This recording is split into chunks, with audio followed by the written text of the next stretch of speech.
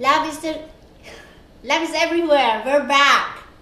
I'm just so excited I can't speak straight. And today is a great day because guess who is my guest here? Lance. I'm back. How are you? How are you? It's good to see you. Good to see you, Thank you for having me on the show. We're all around town in the Yes. 180 degree weather. Yes. It's crazy. So how are you? What's going on? What's new? Very good. Well, spreading the love. Oh, that's important. That's what we're here to do. I practice what I preach. Well, we have to. Yes. We're representatives. It's through our actions, not just by what we say. That's right. And you mentioned that you are going to Manila. I am. I'm And excited about this. Very good. And my family, part of my family actually lives in Manila. My niece lives in Quezon City. Hi, Monique! Hi, Kumusta kayo? Last year is coming to Manila in July. In July, and I would like for you to extend the Filipino hospitality over there. In fact, Monina, she is a director of nursing in Far Eastern University in the nephrology department. And my other niece, these are my sister's children. Okay. My sister Milagros Antiporda, who's always following me. Hey, Manang Mila, kumusta?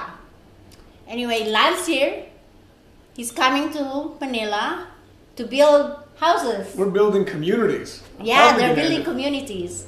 And I have mentioned to him that, well, my family lives there still, and I am expecting you to extend the Filipino hospitality to him. Thank you. Especially, he is going to be serving our community.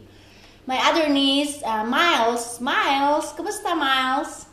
How's marketing there in your business? Anyway, Miles is a director of marketing of a big pharma in Manila, and Really? she can help you too. She travels a lot in the Philippines. And her husband works in the airport. Hey, I forgot. Oh my God, Mr. De La Cruz, na asawa ni Miles. Pasensya ka na, nakalimutan ko alam mo. No, of course not. I did not. So, when Lance and his party will land in the airport, would you please make sure that they will be welcomed with the Filipino welcome? I like reservations on TV. It's great. It's like Yes. Like a booking show. Yes, because the last time I went there, I had him. Oh, Anthony Marie Cabonot de la Cruz. That's his name. Okay. He's a airport police, right? Yes. So you will be escorted. That's great. We got all this stuff. You'll be going on. escorted. And my brother, who is now a retired Philippine National Police, he's retired. He lives in Baguio City. Hey, Manong, kumusta? This is Lance. Hi, everyone. He will be coming, and maybe you can pick them up from the airport. That would be really nice. And who knows, I may be coming with them too. Say the whole thing. Yeah, the whole family. The whole family will be extending their hospitality from the airport on. Well, I'm excited to go to PI. Yes. Really what we're doing is helping. I'm serving the Lord. I gave up everything here to go there. I mean, for the past year, we've been doing ministry work.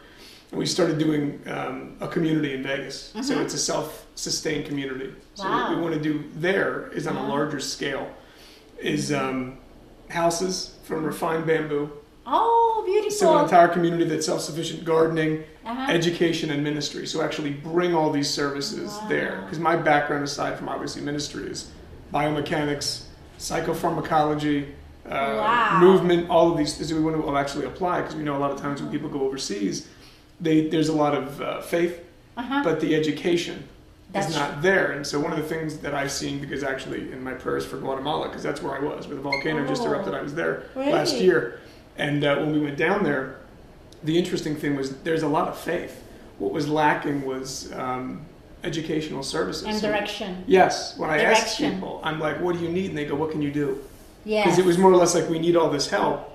If you're willing to supply it, we can use it. So did you have an invitation from the government? We might. I have no idea what's going on yet. We've talked to some. There's an organization that we've spoken with, Vico from Hinalabin Foundation, which is based out of Mindanao, which actually helps the indigenous people reclaim parts of the rainforest to help with farming. So we want to actually give a shout out to them because they've extended welcome. One of the things I'd like to do, because to me, I'm getting pulled that I'll probably end up living in the Philippines. Yes, this is a lot of years project, Lance. Yes. Are you ready for that Yes. third world country living? I'm ready for that, believe me. It's actually funny because through the past year and a half, 2 years, I've been simplifying my life. I want to get away from, it's funny because you have people that are coming here, not everyone, in search of materialism. I'm running from it. I want the opposite because you start seeing what's actually important. And when the Lord opened my eyes, everything changed. All of these things that, you think that you're filling a void with stuff, it's just stuff. And what people are searching for here is that simpler way of life. And it's very difficult because it's hard to farm here. It's difficult to live off the land. It's very difficult because people have become so engrossed with technology, they've become removed from nature. That's right. And we must go back to nature. Absolutely. Yes. Oh, and I'm very excited for you, and I may be joining you in your project. It's an exciting project because really what it'll take is the community as a whole. Because especially in areas that the government or people have given up on, that's where stuff starts to thrive. They can become blessed again. Yes. But it requires people to come together and to unify. And we can't do anything ourselves. I mean, I'm giving all the glory to God because I don't know the first thing about building a house. But we all have different gifts. And when we come together as that body, we work together and then stuff gets done. And I've seen this in many, many places, so I'm excited. You know how I see this? God is working in our midst.